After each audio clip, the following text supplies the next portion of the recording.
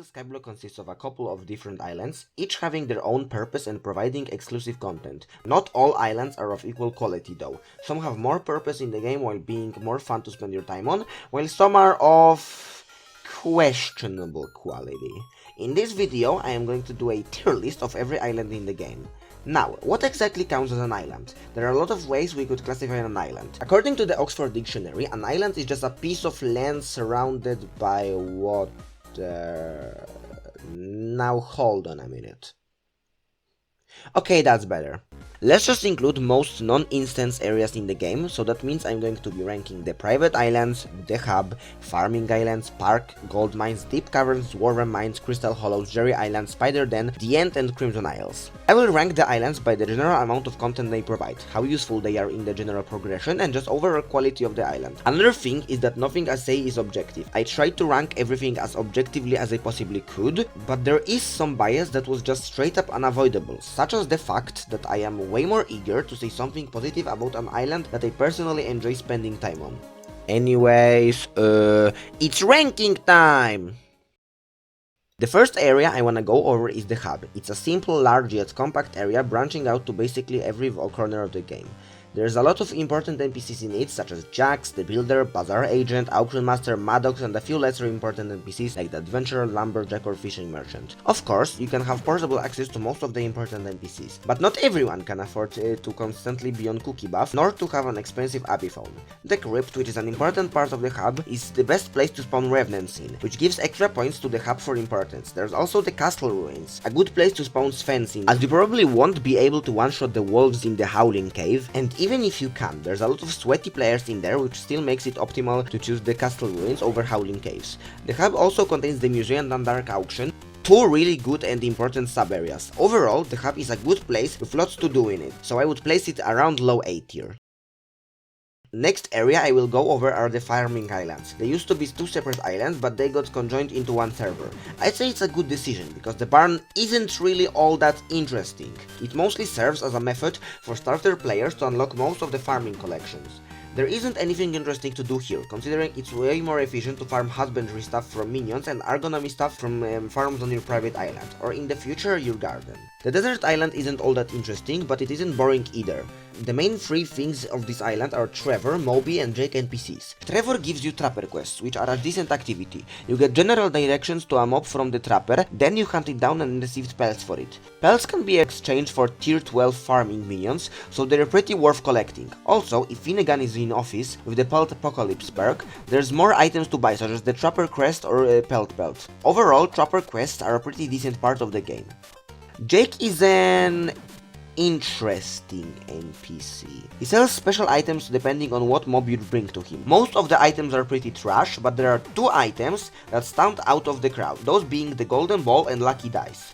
Golden Ball is a great hoe reforge, giving you coins when breaking crops, which is a decent way of increasing your profits from farming. I personally think that it's not worth until you're max level farming, since farming XP isn't exactly the most fun to grind, and the Blessed Reforge gives you more farming XP.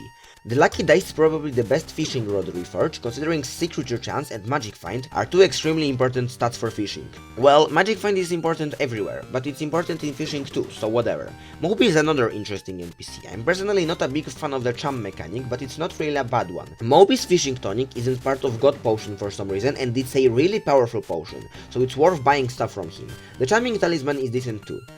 One last thing to note, a lot of people say that the desert is the best place to farm jury boxes, but I don't really know since I've never tried. I don't really know how to end this paragraph. The farming islands are a solid B tier. Not too bad, but not that good either. Now the question you're all probably asking yourself is, which island river we claim as the worst island in the game? And that's a good question. A lot of you will probably think I will say the park, and you're right, because just kidding, it's the gold mines.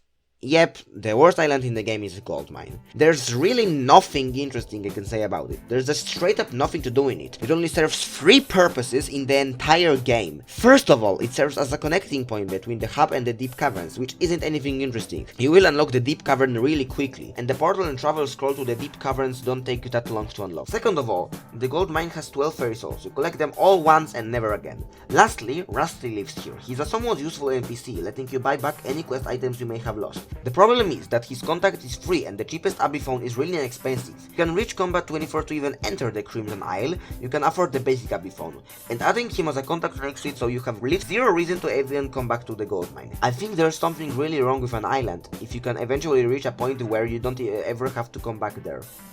In conclusion, gold mine is E tier. There's barely anything to do here, it just kinda looks cool, I guess.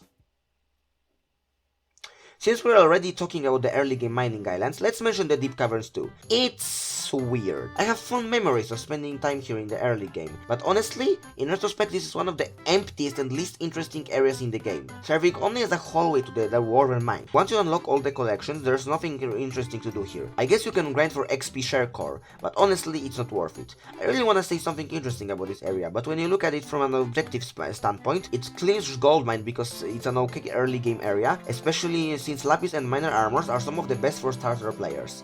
It gets a D for effort, I guess. The next area I wanna go over is the private island. It's extremely unique as it's your island and it's extremely customizable. There are people who make absolutely majestic islands, and honestly, some of the islands on Skyblock are actually really beautiful. Just look at these islands.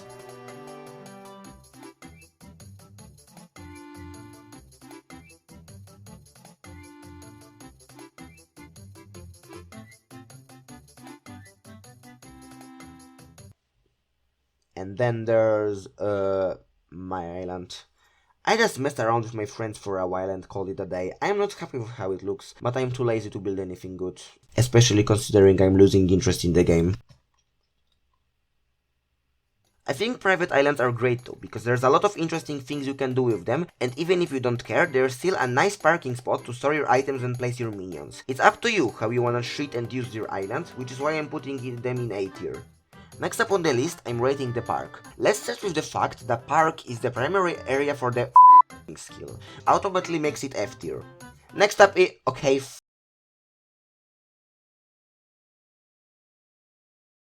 well, as already stated, it's the primary area for it makes it lose points because it but there's more to do in the park than just The Melancholic Viking is a good NPC, selling one of the best starter weapons, a decent enchanting book, and a potion brew which, okay, it's kinda useless since Godpot exists, but still, great shop. Master Tactician Funk is a fine NPC, selling the Tactician's Sword, another decent starting weapon, and the Wood Singularity, which used to be only useful for hypermaxing the aspect of the Jerry!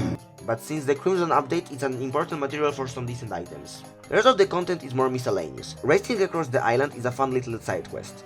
Melody is a fun NPC, although I am bad at rhythm games and having Polish ping sucks! The Romero and Juliet quest is really iconic. Their Howling Caves are the best place to spawn fans.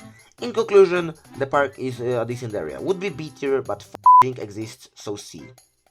Now let's go over the mining areas next. Now this is probably just because I personally enjoy mining a lot, but I think that dwarven mines are a great area. There's a bunch of content to do here, mostly mining related, but it's all fun. Obviously the main activity is mining mithril, but there's a lot of depth into it. The commission system encourages you to mine in different areas constantly for bonus rewards, and there are random events that let you take a break from mining, ranging from minor events such as the Golden Goblin or Powder Gas spawns, to major events such as Raffles or Goblin raids. The mines also hold the Forge, which I personally think is one of the best and most important mechanics of Hypixel Skyblock. Not only forge flipping is an amazing passive money making method, but it also allows you to afford some really amazing items like perfect gemstones, Divan's drill, Divan armor and more. Honestly, I don't really know what else to say about the dwarven mines. They're just a chill area to mine in, while being a great entrance point to the Crystal Hollows. I'd say dwarven is like low A tier.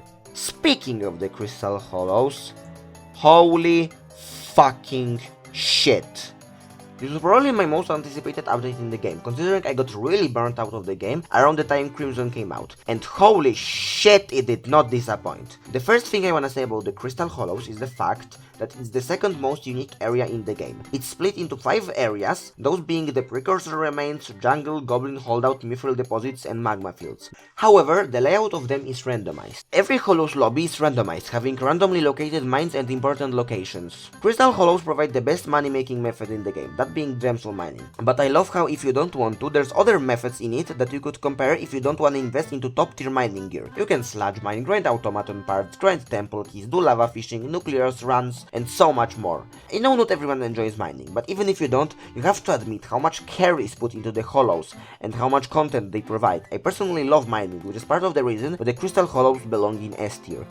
The Jerry Island is a nice little Christmas area. I don't really want to go over it in depth, but I think it's a fine little stub area that's available every 4 days or all of December. The Christmas update was pretty cool. The ice shop is great, gifts are a great mechanic, winter fishing is the best part of the island, the magma waves are fun, and the glacial mining is pretty good after the rework. Jerry Island is B tier. Now, let's go over the combat islands. Spider's Den is a decent area. It's the best place to spawn the Tarantula Bradfather, so that gives it huge bonus points. It also has the Arachne boss and Spider Essence shop. You get the Grandma Wolf pet from here, which is one of the most important pets in the game, seeing as you don't even need it equipped for its perk to work, which are also very useful. It's also the only area in the game where it can rain naturally, making it really good for fishing. Overall, the Spider Den is a simple B tier area. The end is the OG endgame area. I wasn't there unfortunately, but I know people who were. I think it's a really good area. First of all, dragon boss fights are one of my favorite things in the game. Sure, they might be a complete gamble, but I don't really care. They're just really fun. The Dragon Essence shop provides some really nice perks. Farming Zealots is a great money method, mining Ender Gnomes is a fun little pastime, and it's the area where you fight the Void Gloom Seraph, which is an amazing Slayer boss. My favorite part about the end is how many sub-areas it's split into, and how well it separates players of different stages of the game, while also having small subtasks to do in each of them. Overall, the end is a great area deserving of A tier. Finally, we have the Crimson Island. Wait a minute, that's the wrong screenshot! There we go. The Crimson Isles released around a time where I was extremely burnt out of the game and didn't feel like playing. After I came back to the game, I understand the extreme hype for it. The old Blazing Fortress was really boring and mundane, there was really no interesting content in it. The Crimson Isles update changed it from arguably the most worthless area in the game to one of the most unique and important ones. There's just so much content crammed into this area, such as daily quests that give you something to do every day, lava fishing which gives a completely new meta to the entire skill, trophy fishing is a really nice pastime. Or at least until you have to catch every gold and diamond tier. Moving on, there's all the mini-bosses, dojo, unique enemy drops, Kudra and even more. The Crimson Isle is a masterpiece of an island. The only major problem I have with it is how extremely endgame it is. But even then, most mid-game players should be able to somewhat successfully survive on the island. Oh yeah, also the dojo is shit and lag based, but we don't talk about that. Crimson is just a solid S tier, I don't know what else to say. Now for the creme de la creme, the magnum opus of Skyblock, the most beautiful, amazing, astonishing, breathtaking, incredible and gorgeous island in the entire game. The Fairy Soul Island in the Spider Den. Okay, I'm sorry, I thought that would be funny. It was funny, right? Well, that was the entire tier list. I don't have anything else to say. I wanted to get this video out before New Year, but I kinda didn't have time. So, happy 2023, guys. It's still January, right? Anyways, I'm going to go play video games until I fall asleep in front of my laptop. In the meanwhile, you should subscribe to my channel and feed the algorithm because I kindly ask you to do so. If you watched until this moment, I think you're a very cool person and deserve a gold medal.